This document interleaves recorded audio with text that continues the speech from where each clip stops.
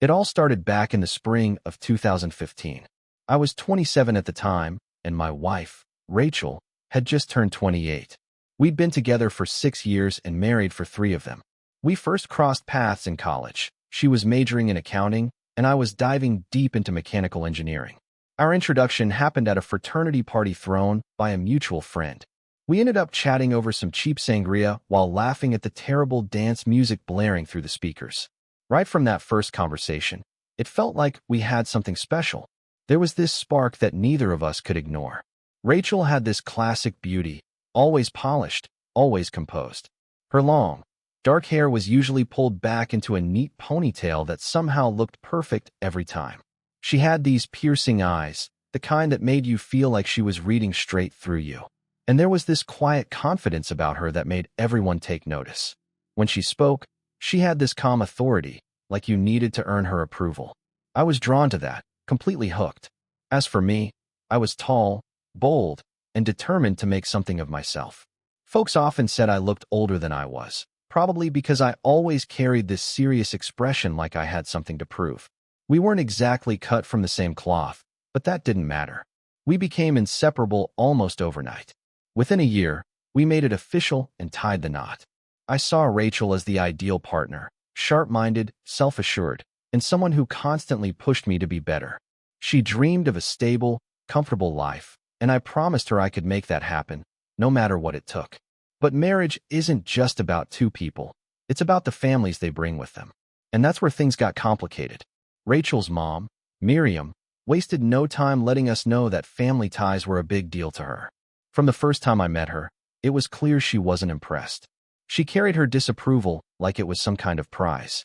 She treated me like I was some stray dog Rachel had dragged home without thinking. I did everything I could to win her over, brought flowers, offered to help around the house, but nothing seemed to soften her. I still remember the first dinner I had with them.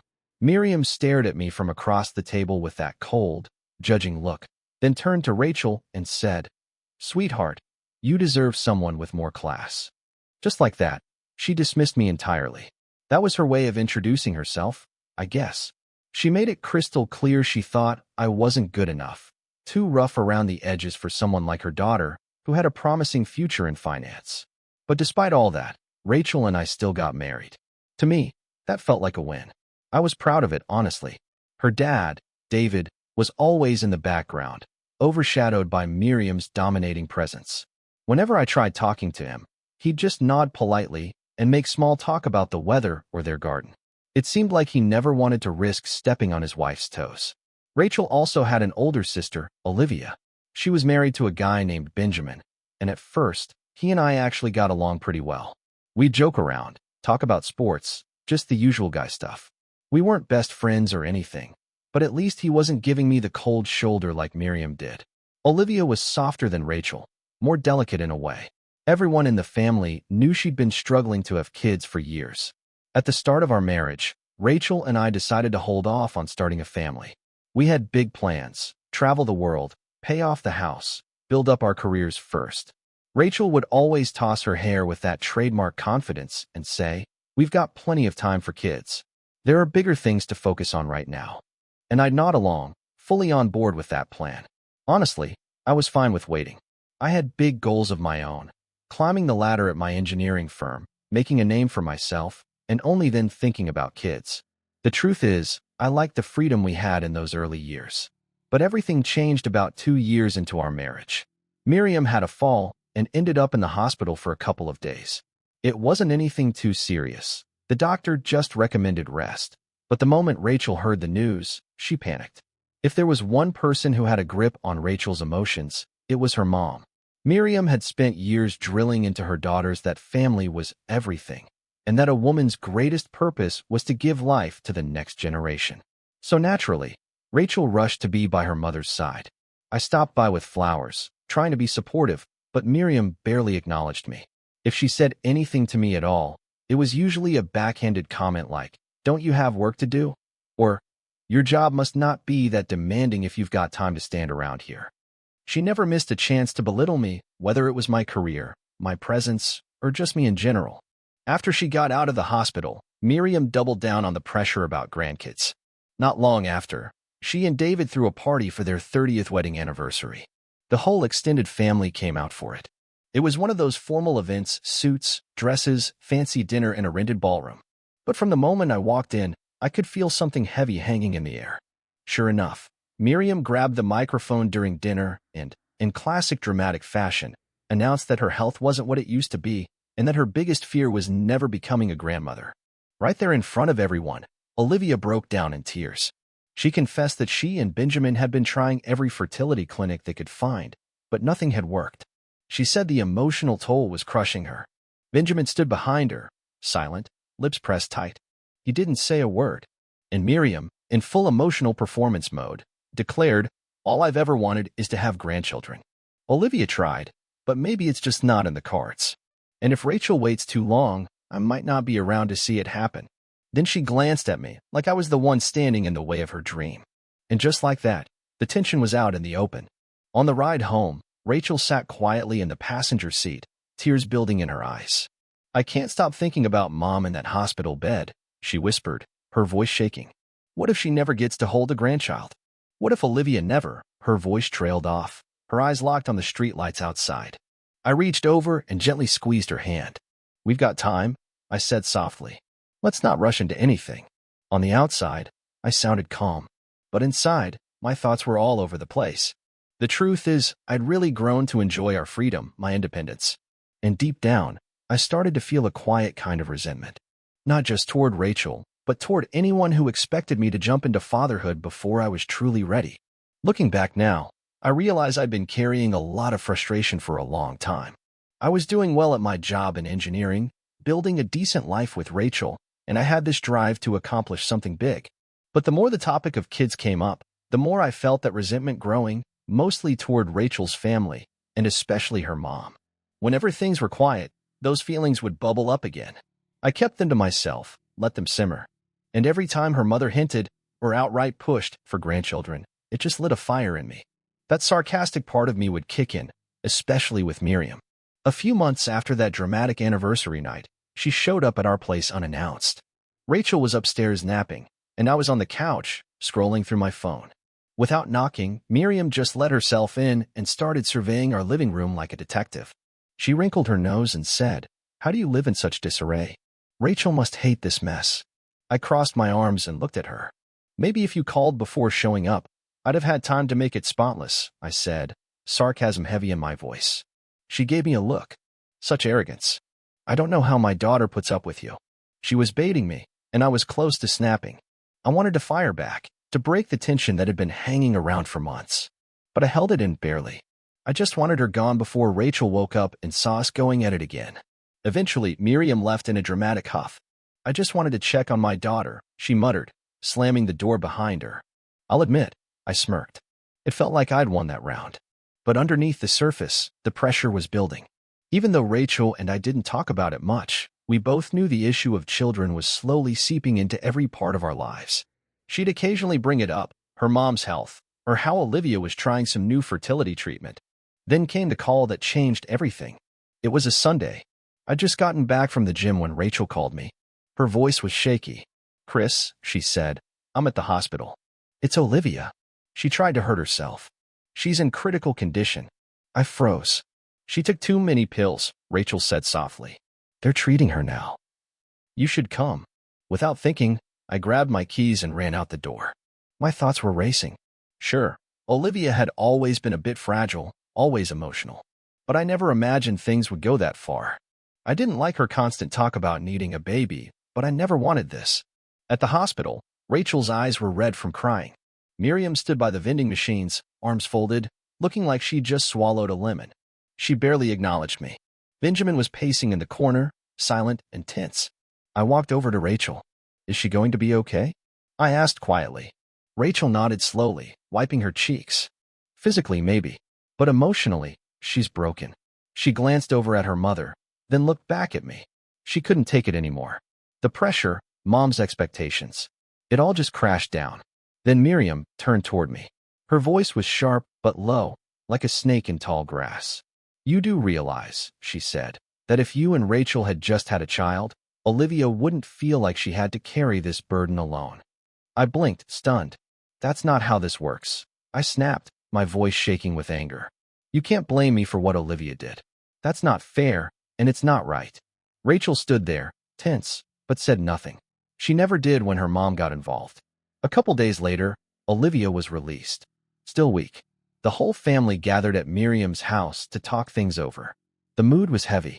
Everyone sat around the living room like they were waiting for bad news. Miriam sat at the center, full of grief and drama. The same old talk started again. No grandkids, her health, the family's future. I sat there listening, biting my tongue. Finally, I spoke up. What about adoption? I asked. For Olivia and Benjamin, I mean. It could be a great option. Give a child a home. Give you all some peace. The word had barely left my mouth before Miriam nearly spat. Adoption? That's not our blood. That's not a real grandchild, she snapped. We're talking about continuing this family. Our name, our lineage. Adoption isn't an option. I felt my jaw tighten. That's cruel, I said. And outdated. A child is a child. There was a pause. Silence hung in the air. Rachel shot me a warning look. Olivia looked like she wanted to disappear. And Benjamin? He just sat there, scowling like I'd said something offensive. Adoption's complicated and expensive, Benjamin muttered, not even bothering to meet my eyes. At the time, I didn't think much of it. Just another excuse. But looking back, that moment was the beginning, planting the seed for something twisted I never saw coming. A few weeks after that uncomfortable conversation, Olivia and Benjamin started showing up at our house more often. They'd stop by for dinner or pretend they were just checking in on us, but I wasn't buying it. I'd catch them whispering with Rachel in the kitchen, their voices low and hushed. And like clockwork, the second I stepped into the room, everything would go silent. It didn't take long before Rachel started acting strange, too, always guarding her phone. Any time it buzzed, she'd snatch it up like a secret agent, tilting the screen away from me. I tried to ask her what was going on. She brushed it off. I'm just talking to Olivia, she'd say, waving me off. She's still fragile. You wouldn't understand. And maybe I would have dropped it, but something in my gut told me there was more going on. Rachel had grown colder, more dismissive. Anytime I asked questions, she'd act like I was the unreasonable one. I won't lie, I started snapping back. I'd throw out petty insults, cut her down with sarcasm. One day, after she refused to talk about the messages she was hiding, I lost it. Maybe if you used that fancy accounting degree to see what a fool you're being, you'd actually understand the bigger picture, I told her. Things reached their boiling point on July 7th. I pulled into the driveway and saw a row of cars parked outside. Miriam's, Olivia's, Benjamin's, a couple others I didn't recognize. My heart started pounding. Something felt off. I walked inside and found them all gathered in our living room, sitting stiff and silent, like they were about to read a will. Miriam was already staring at me like I'd kicked her dog. Rachel nodded toward an empty chair. Chris, sit. I sat slowly, trying to keep my face neutral. What's going on? Miriam answered in her usual frosty tone. We're here to settle the matter of grandchildren. I clenched my jaw. Really? Well, I already said. She cut me off with a raised hand. We're not talking about adoption or science experiments or any sacrilegious methods. I looked around. Rachel wouldn't meet my eyes. Olivia was chewing her lip, and Benjamin? That smug grin made my blood boil. What is this? I asked. Then Rachel snapped. Her voice was sharp, full of that bitter arrogance she saved for special occasions. Stop pretending you don't know. You've been dragging your feet about having a baby, and I'm done waiting. I frowned. I never said we wouldn't have a baby. I just said I wanted it on our timeline, not your mother's. That's when Miriam pounced. Our solution is quite simple, she said, like she was announcing a business deal. Since Olivia can't conceive, and you refuse to step up, Rachel will carry a child with Benjamin. Olivia will raise it as her own. I blinked, thinking I must have misheard. But nobody was laughing. What?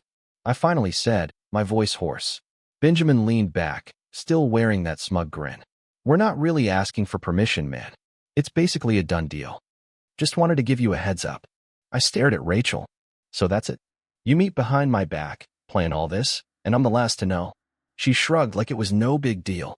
It's for Olivia. She tried to hurt herself, remember? This baby could save her. You've always been selfish, Chris. And then Miriam chimed in with her usual venom. You should be thankful we're including you at all. You can stay or go. Either way, the baby will be part of this family. Something inside me snapped. You're all insane. I roared. The anger took over. I stepped toward Benjamin and pushed him with everything I had. He hit the floor before I even realized what I'd done. Olivia screamed.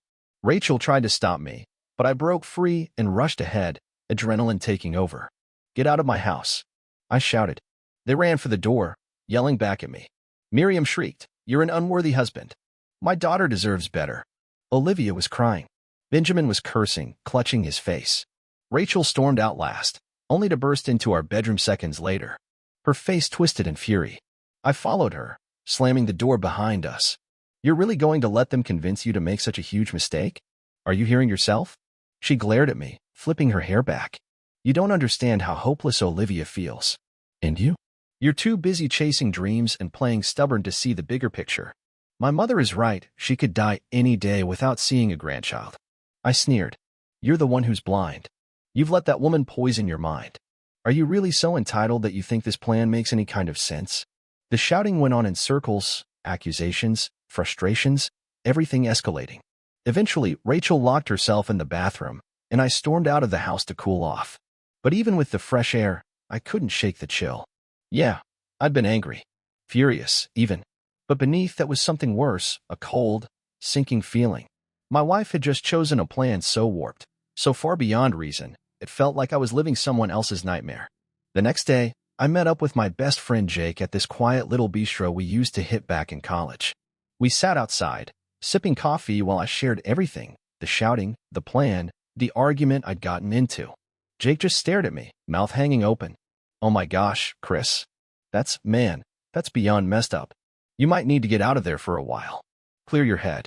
Separate yourself from that chaos. I scowled into my cup. And let them think they've won? Not a chance. Truth was, my mind had already started spinning, imagining ways I could take Benjamin down a peg or finally put Miriam in her place. There was this dark little corner of me that wanted revenge, wanted them to hurt for humiliating me in my own home. Jake shot me a look.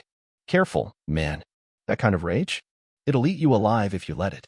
When I got back home that evening, Rachel was at the dining table, eyes red and puffy. My mom's in the hospital again, she said quietly, voice raspy. She had some kind of dizzy spell. I folded my arms. So what? I snapped. I don't care what happens to her anymore. Rachel flinched, looking as though she had been startled. How can you say that? Because she's manipulative and deceitful, I shot back. And you're no better for going along with her insane plans. Rachel stood up, her eyes burning. Don't you dare talk about my mother like that. She's the only one who truly loves me. Oh, please, I scoffed. And what about you?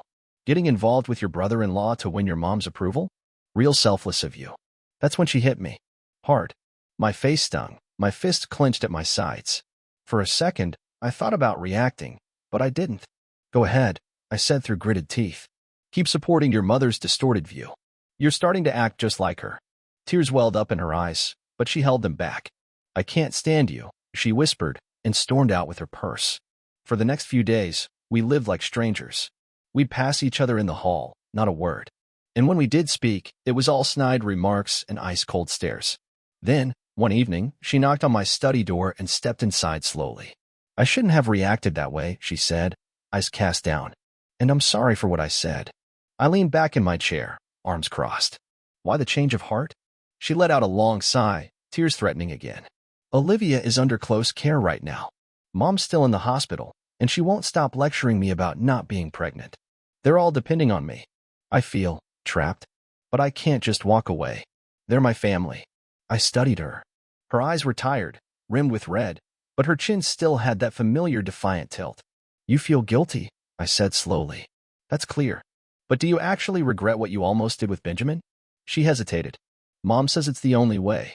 I don't know anymore. Cut the crap, Rachel, I said firmly. You're not a kid.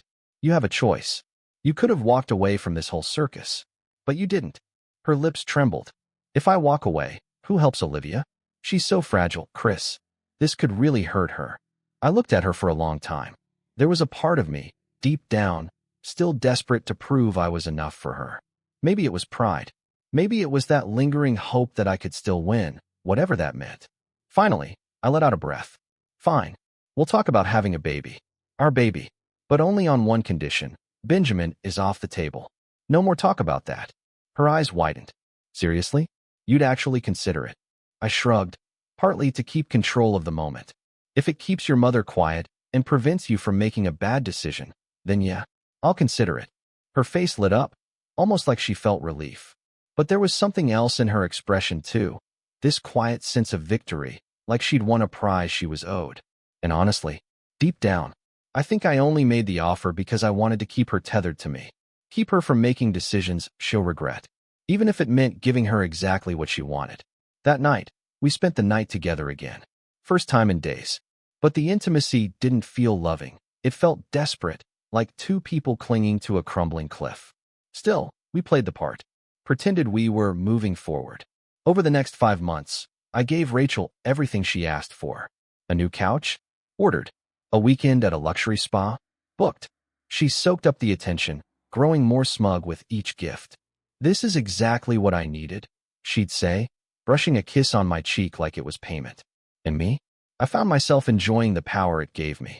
Yeah, I was the one bending over backward, but it gave me this dark little thrill to know that their happiness, their hope, it all depended on me. I dangled the idea of fatherhood in front of them like a carrot, always just out of reach. Even Miriam, back from the hospital, barely said a word during those months. She'd just scowl when we passed each other. I could tell she hated that I'd shut down her grand plan. But she was cunning, too smart to show her hand. So she waited, watching, plotting. Turns out, Olivia had started doing better too.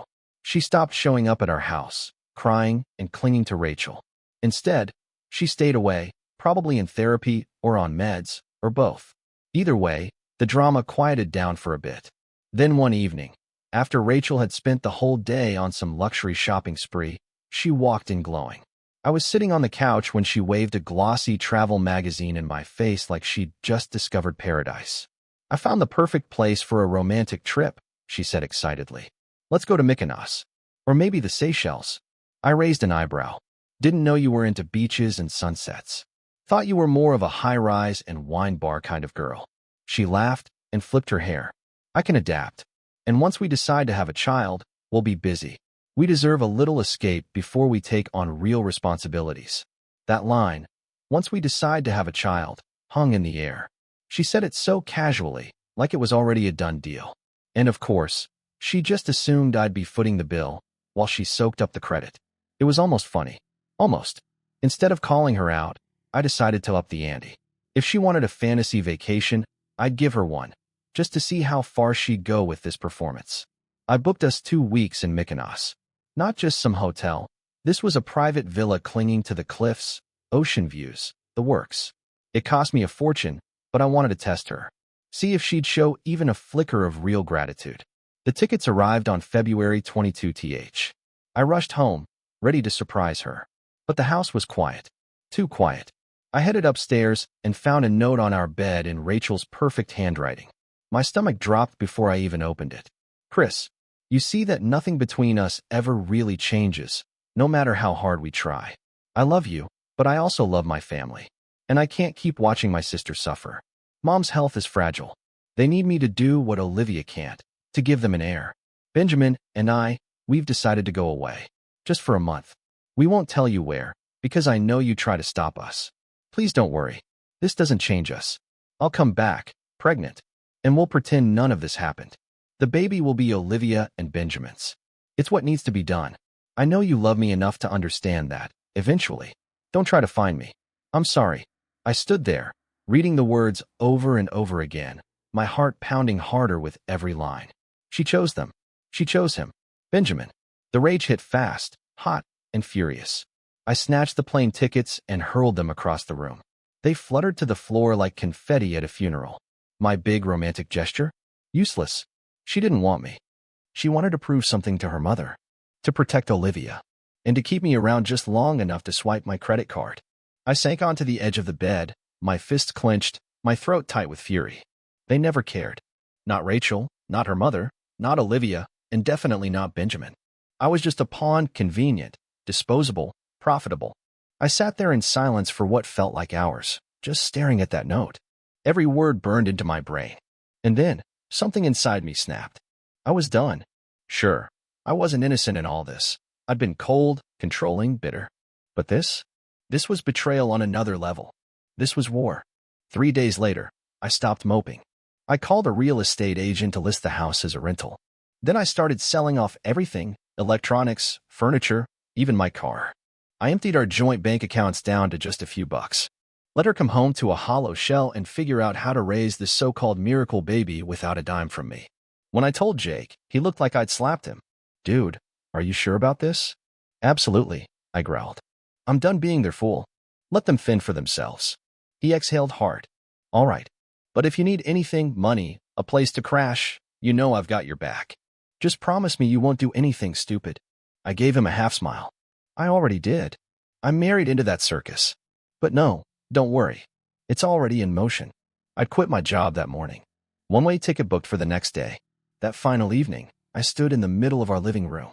Empty. Just one chair and a table left. I didn't even bother to sell them.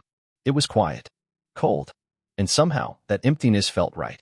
I grabbed my duffel bag in one hand and Rachel's old phone in the other. Then I walked out.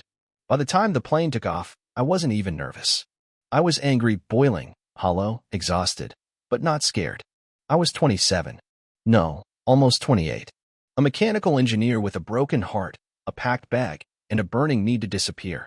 Canada felt like a lifeline. A place where I could disappear and start over. No more tangled messes, no more betrayal. Just peace, hopefully. 3 weeks after landing in Vancouver, I finally gave in to the itch I'd been ignoring. I dug out Rachel's old phone. I'd kept it powered off during my journey, but now, in my tiny, dusty sublet apartment, I connected it to Wi-Fi, half out of curiosity, half out of spite. The notifications hit like a tidal wave. Hundreds of them.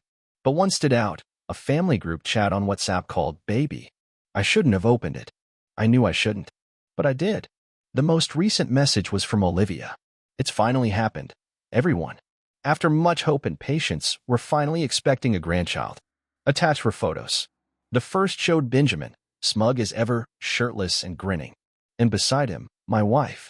My wife, drenched in sweat, with a triumphant smile, as though she'd just won an Olympic gold medal.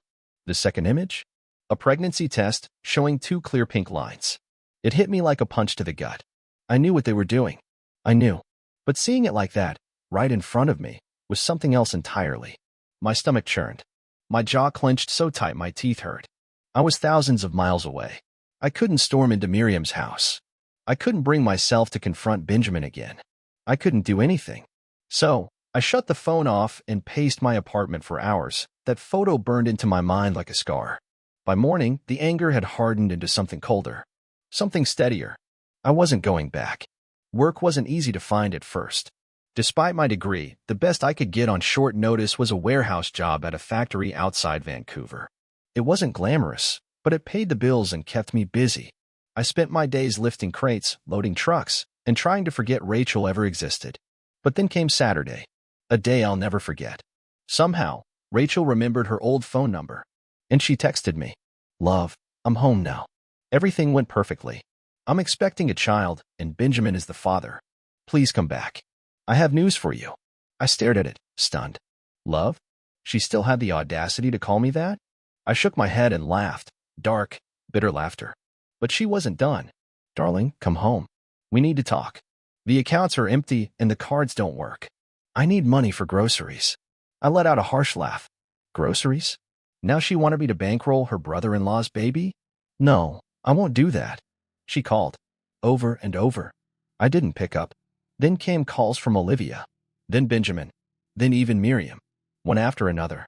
Like they thought I'd just come back. As if I was still part of their family. I started blocking them. Every time the phone rang, I added another name to the list. They didn't get it. I was done. And then my dad called. I almost didn't answer, but I did. "Chris," he said gently, "your mother's worried. We heard you ran off to Canada. What's going on? Rachel says you left her broke and abandoned." I winced. "Dad, stay out of it." "Chris, what's really going on?" I clenched my jaw. Rachel was involved with her sister's husband. That's the truth. Her mom was in on it. They all were. I couldn't take it anymore. There was silence on the other end. Then his voice cracked. Are you sure? That can't be right." "I'll send you the photos," I snapped. "Then you'll understand." and I hung up. The next day, he called back, his voice full of rage. Chris, that woman has completely lost it. And her mother is God. I can't even say it. I'm so sorry they did that to you. For once, I felt vindicated, seen, understood.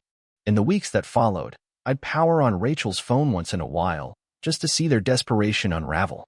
The messages were a mix of guilt trips and threats. Miriam, you irresponsible ingrate. Rachel is losing weight from stress.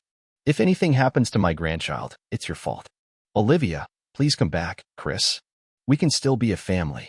This baby doesn't have to ruin your marriage. Benjamin, you think you can just run away? You owe us an apology, man. Grow up. Every message just made me more certain I'd escaped a cult. I blocked them all for good. Eventually, my dad flew out to visit. I helped arrange everything. Just having him around, even for a little while, reminded me I wasn't crazy. I wasn't the problem. Not long after, I found a real job, something that actually used my engineering degree. The pay was decent, and I could finally afford a loft apartment in Calgary. I moved again, putting even more space between me and Rachel. Canada became more than a refuge. It became the battleground where I rebuilt myself. A few months later, I finally filed for divorce. My lawyer, a friend of Jake's, couldn't believe what I'd been through. But once he saw the evidence, he agreed. We had a solid case. Rachel walked out on our marriage. She made a choice to have a child with another man. And now, after everything, she had the nerve to come crawling back, asking for money? Yeah. No. We submitted everything, Rachel's handwritten confession, screenshots of the WhatsApp messages, the whole digital mess, as evidence. The process dragged on, as court stuff always does, but I stayed focused. I wanted closure. Then came a twist I didn't see coming. Jake called with news Rachel had a complication and lost the pregnancy. Whether it was stress or some medical complication, no one could say for sure. But the damage was done. As expected, Miriam had a meltdown. She blamed me for the emotional spiral that led to it, because in her mind, I was always the one to blame. Meanwhile, Olivia broke down emotionally. She lashed out at Rachel, blaming her for everything: the betrayal, the family drama, the embarrassment. The whole house of cards was crashing down. Then, out of nowhere, nearly a year after I had last seen her face, I got a video call on my new phone from a number I didn't recognize. And I answered. There she was. Rachel. Her face filled the screen, sunken eyes, hollow cheeks, pale skin. She looked like she'd aged 10 years. Chris, she whispered, already crying. Please, don't hang up. I didn't say anything. Just stared. I kept my camera off. She swallowed hard. The pregnancy didn't work out, she said quietly. The doctors had to perform a major procedure, she said quietly. Her voice broke. It's no longer possible for me to get pregnant. Ever. A pause. I've cut ties with everyone. My mom, Benjamin, even Olivia. None of it was worth it. I'm so sorry. A storm of emotions hit me all at once: grief, bitterness, anger, but not a drop of sympathy. All I could think was, you lost everything, and that's the consequence of betrayal. I took a breath and replied, calm and cold. Let's keep this short. She flinched. You made your choices, Rachel. You thought my love meant I'd follow you blindly. You tried to make your mother happy, assuming I'd just go along with everything. Well, now you get to live with the fallout. Tears spilled down her cheeks. I know, she whispered. I made a terrible mistake. I was arrogant. I let them control me. But can't we fix this? Could you ever? I cut her off with a bitter laugh. Forgive you? No. I hope the person you consider a mother never experiences the joy of having a grandchild. She pushed you into that insane plan, and you followed her lead like a loyal puppet. That's on you, Rachel. She broke down, sobbing. Chris, enough. I snapped. I'm done. The divorce will be final soon. After that, you get nothing from me. I'm not concerned with your personal struggles or the choices you've made. You made your bed. I paused. Let it sit. Then added to the tension. When Miriam finally passes away, I'll make sure she knows how I feel. That's how little she means to me.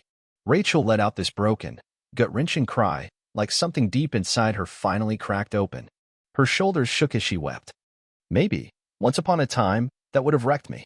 Maybe I'd have felt something. But now, I just felt hollow. She sniffled.